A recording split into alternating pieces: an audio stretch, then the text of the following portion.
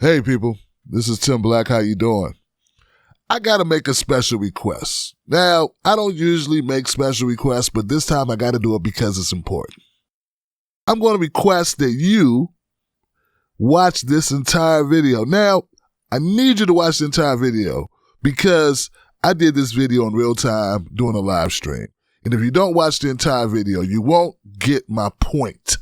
You won't fully know where I'm coming from. So, watch the entire video, share it with a friend. It's important. I love y'all. Stay safe. Johnson. Wolfpack. Alexandria Ocasio-Cortez. AOC breaks with Bernie on how to lead the left. The Congresswoman is declining to back primary challengers, following in her footsteps, and working within the system in Congress. Okay. So that's what the article says. And that's what the article is about. And it's also insinuating that she is, in essence, dividing the left. Okay? Okay. Good. That's where we are. Okay. So that's the article. That's what we're referencing. Now, it goes on, it starts off by talking about how she came into Congress as an underdog, how her herself was challenging an incumbent, the upset primary victory against the Democratic Party boss in 2018, ushers in the AOC, and how that was a unlikely long shot, but what it also was challenging the establishment. That's how she got in Congress. Challenging the establishment. And those who supported her challenged the establishment. And all the voters who went out and said, hey, get that guy Crawley out of here. Let's go with the young lady who was tending bar a few months ago who has no political experience at all. What were they doing, folks? They were challenging the establishment. And probably some of them just was like, hey, let's give her a shot. I don't got, what the hell? But in the end of the day, it was challenging the establishment. Okay, so, and it says at one point she was endorsing different folks who were doing the same thing as her in the next cycle. What I'm asking for you to do is to support my sister Cori Bush. Now, we know Cori Bush ran for Congress in Missouri. Cori Bush is a friend of my show, of this show, of the Wolfpack. She came on the show. I interviewed her a couple months ago. And Cori Bush, if you are watching, I hope you get better soon. Cori Bush, my friend, is in the hospital. She put out a tweet today saying that she has pneumonia. So we are concerned, and we have her in our thoughts. So it says, what I'm asking you to do is support my sister Cori Bush. Now, this was AOC. It's so important what we did. We just came off this in New York, but people were trying to say it's just one place. So we all know that Cori Bush ended up losing that race to Representative William Lacey Clay again in August primary. And then what they're saying is, though Cori Bush now has more money, she has more name recognition, obviously, not just because of the run, because, you know, you're first-time politician in the limelight in a race, and then that gives you more cachet, but also she was in that Netflix special, Tearing Down the House or Burning Down the House. I always get that wrong. Waking Up the House or Shaking Up the House, somebody else knows it. But it was on Netflix. So it was her, Paula, what's my sister's name? Damn. It was three young ladies in the video. Vicky? No.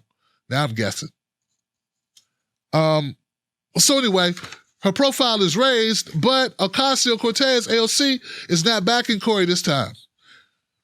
And it says, of course, you know, though Ocasio encouraged progressives to follow in her footsteps and run for Congress with the backing of left-wing group Justice Democrats, even if it meant taking on powerful incumbents.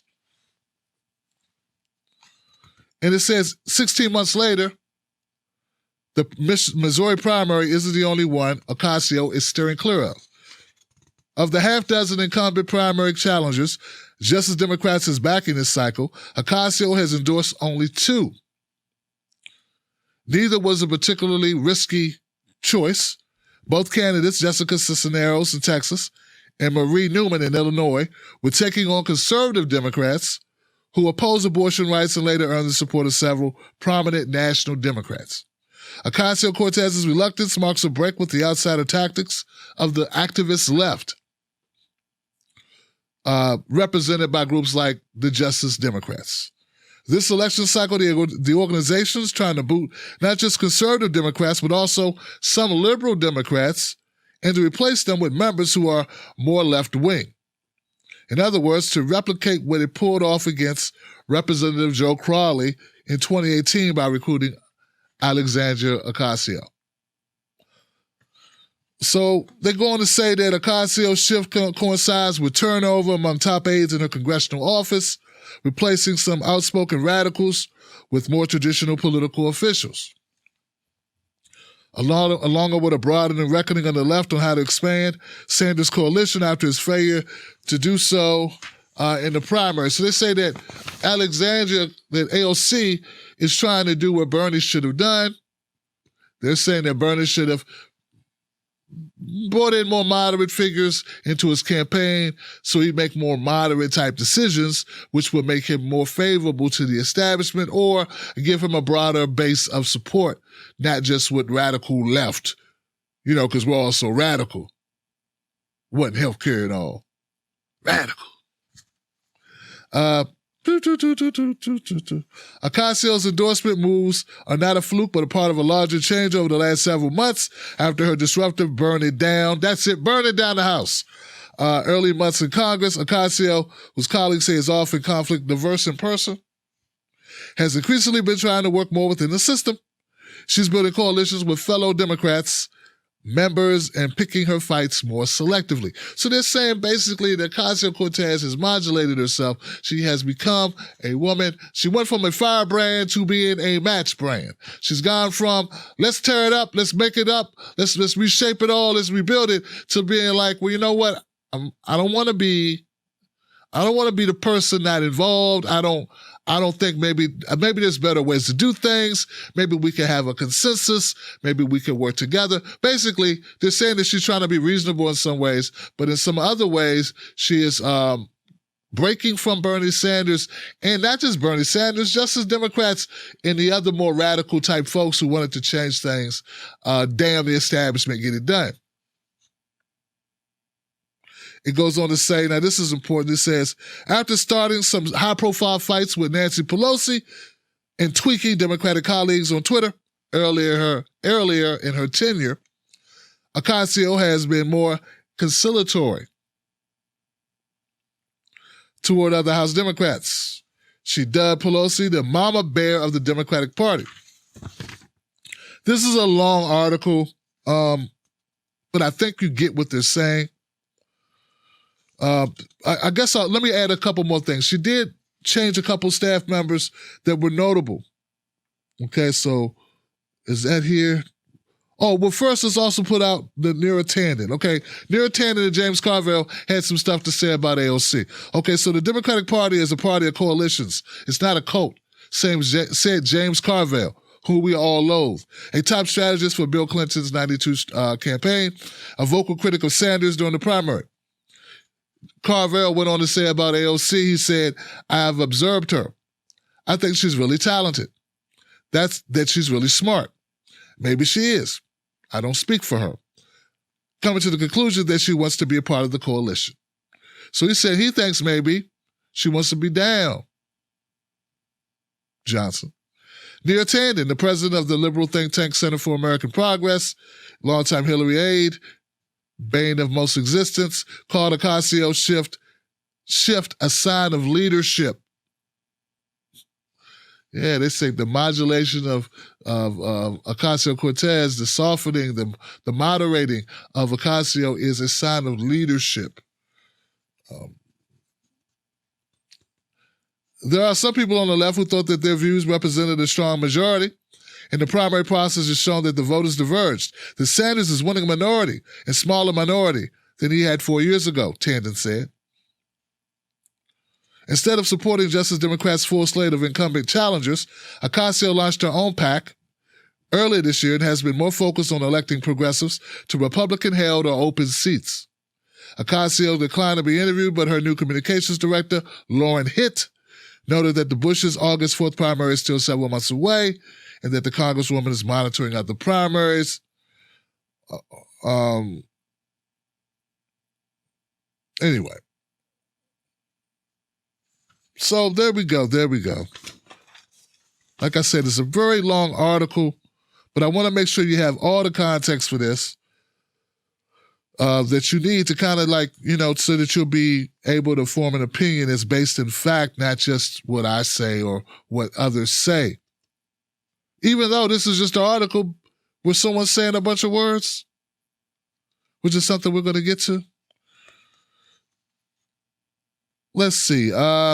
She's made changes beyond the rhetoric and to include personnel. Two of her most senior aides who worked on her insurgent campaign and co-founded Justice Democrats have left her operation. Chief of Staff Sakat Chakrabarti in August and Communications Director Corbin Trent earlier this month. Some associates of Ocasio thought Trent was hurting her by calling for tactics they felt were politically foolhardy. One ally recalled Trent wanted Ocasio to go beyond Medicare for All and embrace a fully nationalized healthcare system like the United Kingdom, in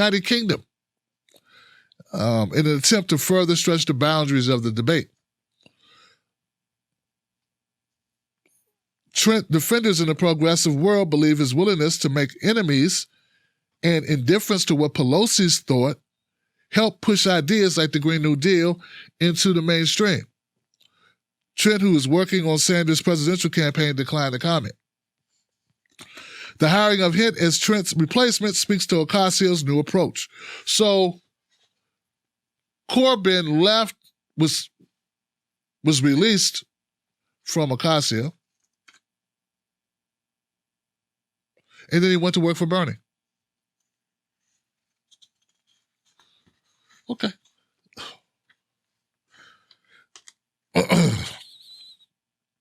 The hiring of Hitt as Trent's replacement speaks to Ocasio's new approach.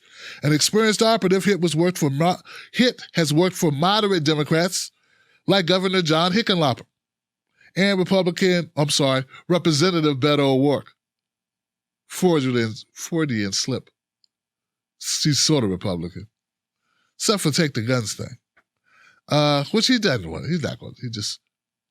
He really wouldn't take the guns. It was something good to say, I feel, at the time. During their recent presidential bids, as well as left-wing candidates such as former New York gubernatorial candidate Cynthia Nixon. As for Chakrabarti, he was a firebrand on the Hill after Ocasio's victory in November 2018. He earned enemies in the Democratic caucus by declaring, "We got a primary, folks." They were livid in June when he called some members New Southern Democrats. It's a lot going on, guys. It's a lot. So this article is all of it if you're looking to have something to debate. They say that Ocasio-Cortez has modulated. She is no longer she's no longer who she used to be. She's changed. So let's have that conversation, folks. Let's have a conversation. I'm going to ask the question.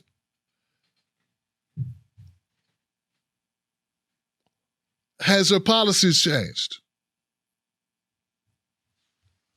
Some people would say maybe she has a little. I heard there's a little bit of movement on Medicare for All, a little bit more conciliatory about what it needed to be. We need to cover that. I never really got into that.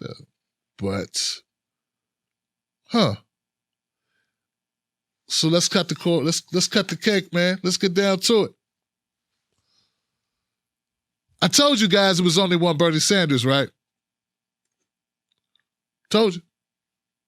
I tried to tell people it was only one Bernie Sanders. So now people are waking up that maybe there's only one Bernie.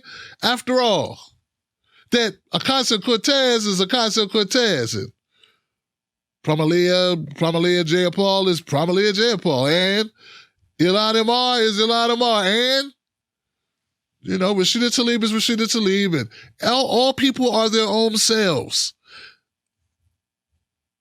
Elizabeth Warren is Elizabeth Warren. See how that works? Andrew Yang is Andrew Yang. And Tulsi Gabbard is Tulsi Gabbard. And everybody is their own people. They are their own individual selves. And they're going to have their own political futures or lack of political futures or whatever happens.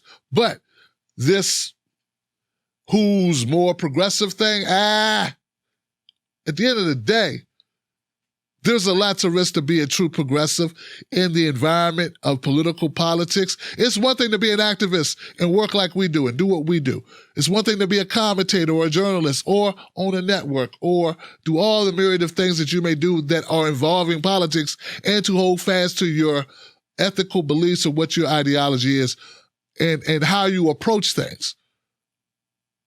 But to be in Congress, you got to be truly committed to that 100,000%. I mean, because the forces that be will come in who try to stop you. They will isolate you. They will do their best to marginalize you. Every day will be a fight for you. Is that something everybody's built for? I'm not saying Elizabeth. I'm sorry, I said Elizabeth. Wow, that's a bad slip, right? I'm not saying that Alexandria Ocasio-Cortez is not fighting for the issue she cares about. I mean, just the other day, here she was. Remember this, guys?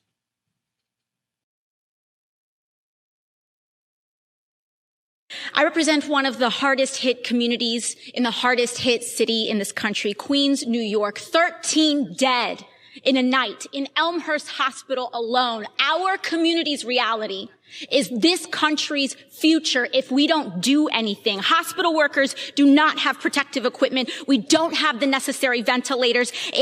But we have to go into this vote eyes wide open. What did the Senate majority fight for? One of the largest corporate bailouts with as few strings as possible in American history. Shameful. The greed of that fight is wrong for crumbs for our families. And the option that we have is to either let them suffer with nothing or to allow this greed and billions of dollars, which will be leveraged into trillions of dollars to contribute to the largest income inequality gap in our future. There should be shame about what was fought for in this bill and the choices that we have to make.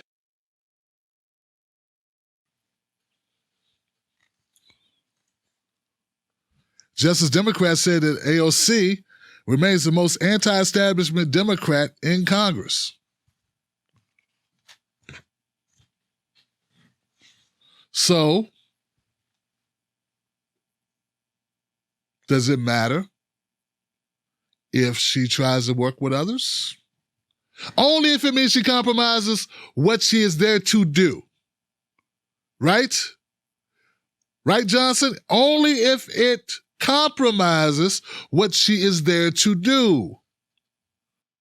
I tend to think it would compromise you in some ways because you're going to pull punches here and there. We are human beings.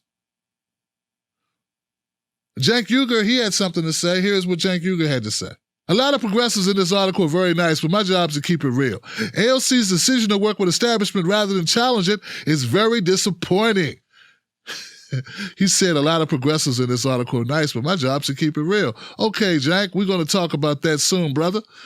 But I digress. Decision to work with establishment rather than challenge it is very disappointing. AOC breaks with Bernie on how to lead the left. It's not fake news. AOC has not endorsed most progressive challenges. If we're being honest, her political calculations now would lead to not endorse someone exactly like herself. That bridge was awfully nice while you were crossing it. Apparently not so much anymore. This is exactly what we were being told is just as Dems were helping get AOC elected. We didn't listen to that. And we helped to get one of the strongest progressives elected. She replaced a corrupt incumbent and made a giant difference. Well, at least that's how we used to see it. Oh, God. Ouch. Ay, ay, ay, ay. Woo. Woo. He did go a little hard there, Jank. He tempered himself on his TYT show, though. Yeah, he backed off on TYT show. I have that clip. He modulated himself when it was time to put it out. On Twitter, he was tough. On Twitter, sounds a lot like he's calling AOC a sellout.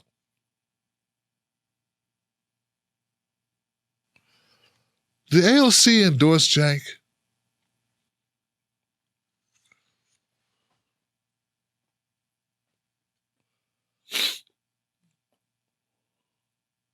I'm just saying, guys, we got to keep our eyes open. Did AOC endorse Jank?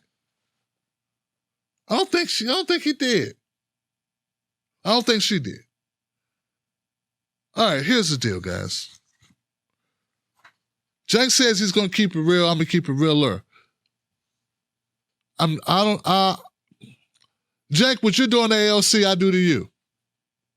And there's always someone doing it to me, which is measuring how long our progressive bona fides run.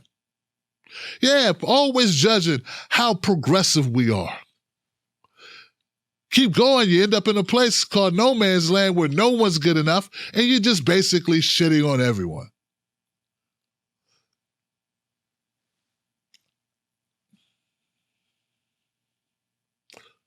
Just because someone's not everything you want them to be does not mean they're not anything or any value to the movement.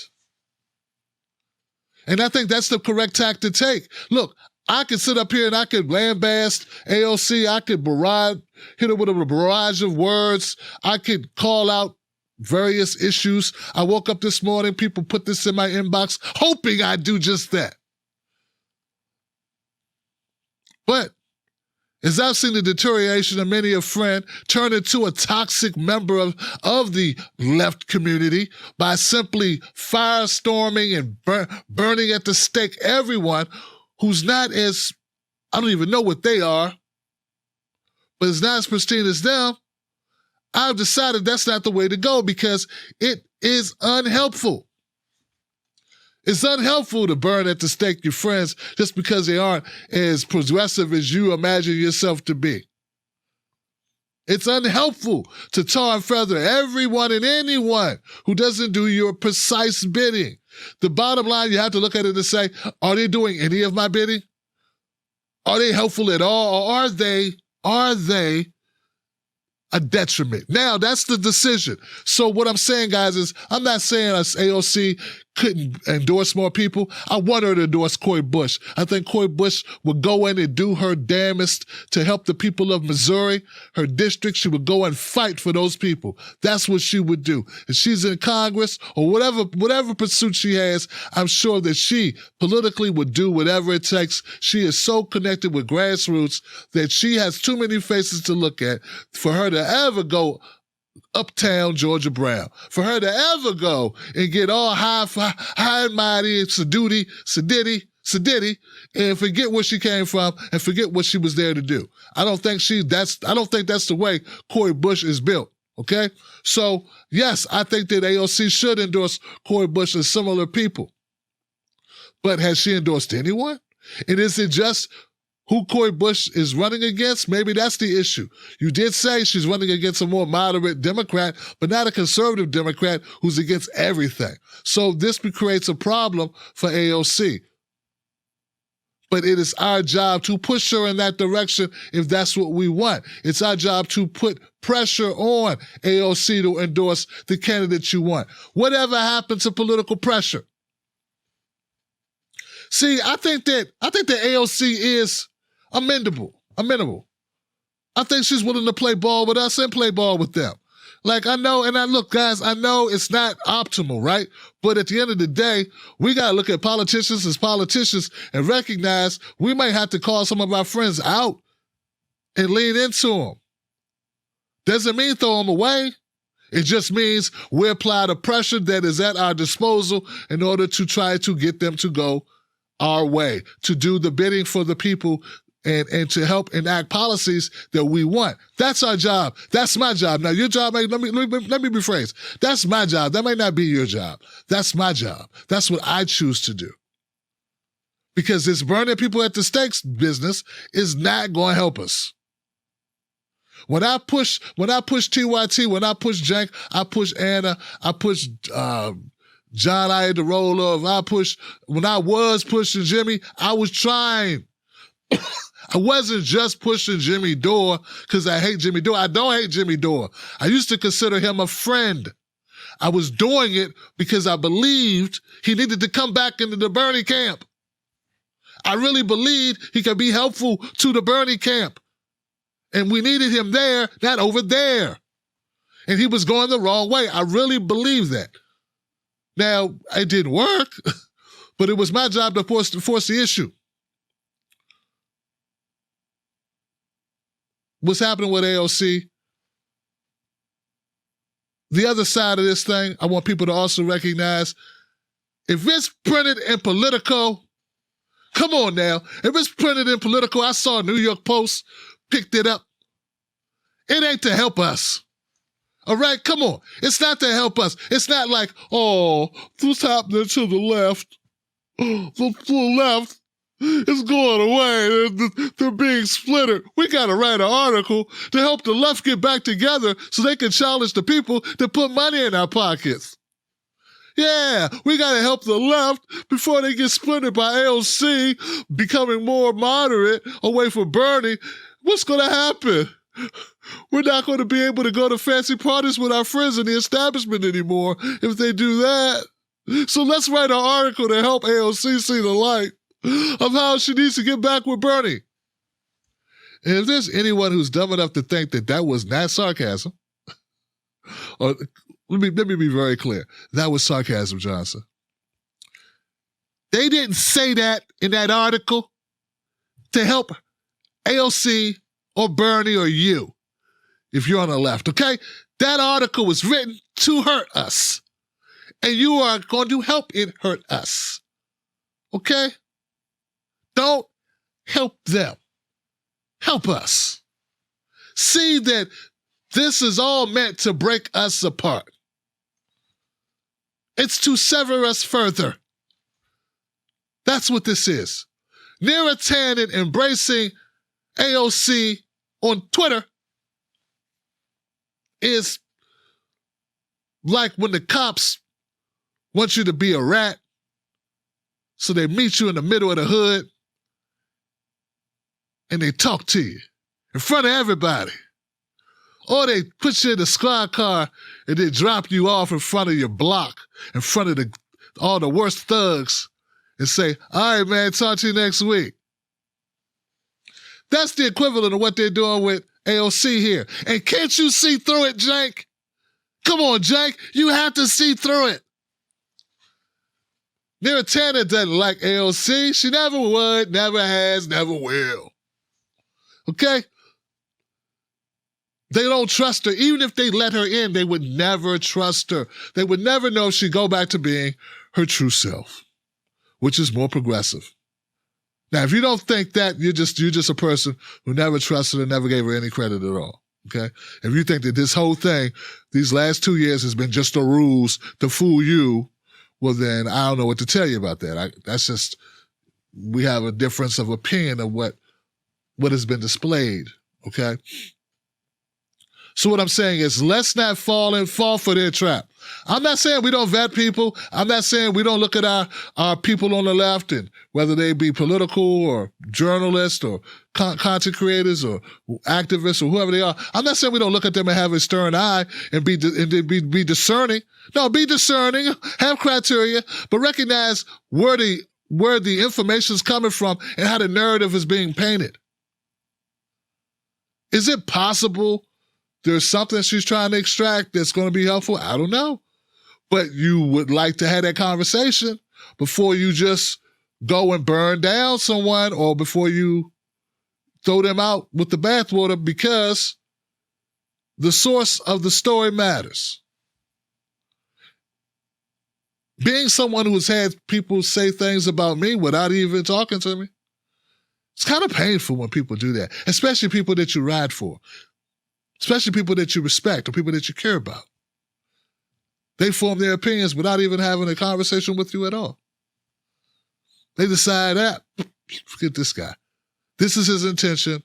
This is what he meant. This is who he is. And I'm not even going to bother to have that conversation because, frankly, I don't want that to change because I've already made my mind up. So if I were to talk to them, then I might have to rethink and reconsider my own conclusions. So I don't think that's what we should do in this case. It's a tough one. It's a tough one. All I can say, this is going to be a long process. Vet people as we go, and as we want to push candidates to support or endorse, we should make that push, and we should push these candidates. And we should never be above pushing a candidate, whether they're a friend or foe, in the direction we want them to go. That's how they get in that direction, Johnson. They're not always going to be doing exactly what you want them to do as if they are you. That's what media is supposed to be for. That's what we're supposed to do. Your media is supposed to help push people in the right direction. It shouldn't be like, okay, they didn't choose to do what we want them to do, therefore they are garbage.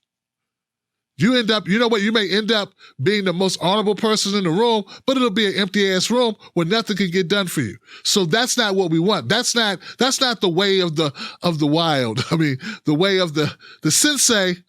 The sensei would say that's not the way to go. Wax on, wax off, Danielson. Hope I'm making sense here. I'm not saying that there are things in that article that raise red flags. There are. But the framing of that article, how it's been presented to me, I don't know. For AOC, I would say this. I don't know. Maybe somebody could clip it out and send it to her. Maybe I should. Let me say this. You can't serve more than one master.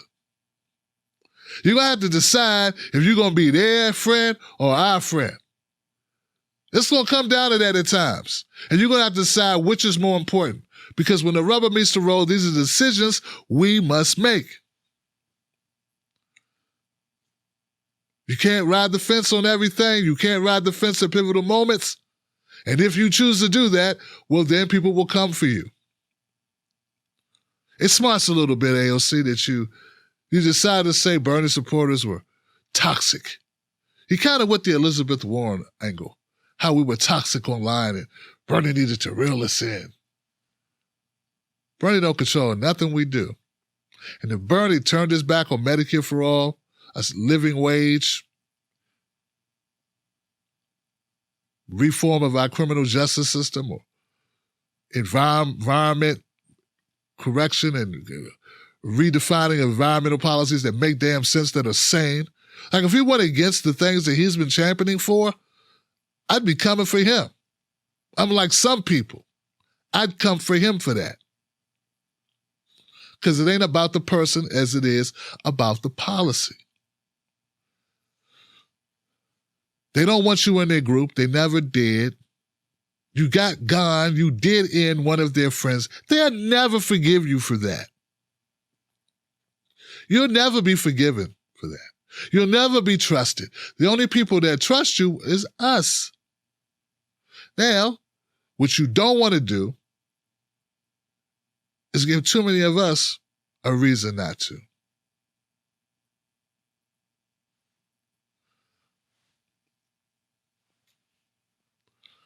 All right, guys. Let me know what you think in the comment section below. Can we still work with politicians who don't do everything we want? And should we throw them to the wolves, or should we try to bend them towards our will with our influence, whatever influence that is? I think the latter, guys. I really do. It's real easy, and it's probably more exciting to say, throw them to the wolves and they're horrible. And I understand some people don't trust AOC based on some of her recent activity. But I still feel that she's done enough up to this point that she deserves the benefit of the doubt, and when in doubt, ask questions and hold them accountable. And I have no problems holding her accountable. But I'm not so sure I want to do it behind a Politico article that's then picked up by New York Post that has a knack for stabbing us in the back. And I know they didn't write this article to help her or Bernie or you or the progressive movement. There it is. Wow.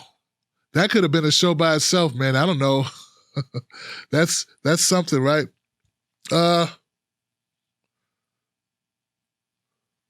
Yeah. Someone just said, Tim, it could all be staged. And someone said it could, I don't know. It could be. I really have no idea if it is. I don't know. I'm not an insider to that point. But we all make decisions, you know? I want all my people in the Wolfpack to know we always make decisions about who we want to be in this thing. I've made my decisions about who I want to be. Every person has to make the decide if they want to be with the in crew or the out crew. Like, that's what you got to do, okay? But even if you decide the in crew makes a decision about you too. So it's not like it's just up to you. So even if you decide, even if I said, hey, I want to be like Andrew Yang, I'm going to go to CNN. They'd be like, man, did you just call Don Lemon Don Limehead? And did you say Anderson Cooper was Anderson Blooper? Did you say Jake Tapper was a Tick Japper? And did you? I was like, yeah, that was me. I'm going to keep saying it too. They'd be like, well, we can't have you. I'd be like, well, thought I could be here and be myself. I guess I can't. So, like, everybody has to make their own decisions, guys. None of us decide for ourselves what the establishment wants. All we know is it wants to protect itself, it will do so. So there's some people saying Tim Black. No, back to Jank. Now look, guys, when I made a video that was critical of Jank, I got a lot of heat from some people who really love TYT. And I'm not saying don't love TYT. I used to say stuff like that. I did. And I was wrong to say that because love whoever you want to love. It's a free country. But criticism is valid, okay? Jank saying Ocasio won't endorse these people. Jank, you just calm down, brother. Look, hey, I agree with your anger I agree with your resentment to an idea that somebody that you fought hard for to put them in a position isn't doing the same. If that's the way you see it, I can see you being upset in the moment of that. But know this, Jank, as pissed off as you are about AOC not endorsing Cori Bush as readily as you would like, or some others as readily, even yourself, know this. If Bernie doesn't win this nomination and somehow Joe Biden doesn't check himself into a mental facility, and he becomes the nominee, you're going to tell us to vote for Biden. And as angry as you are about AOC, no, I will be thrice as angry at you. Know that. See how this works?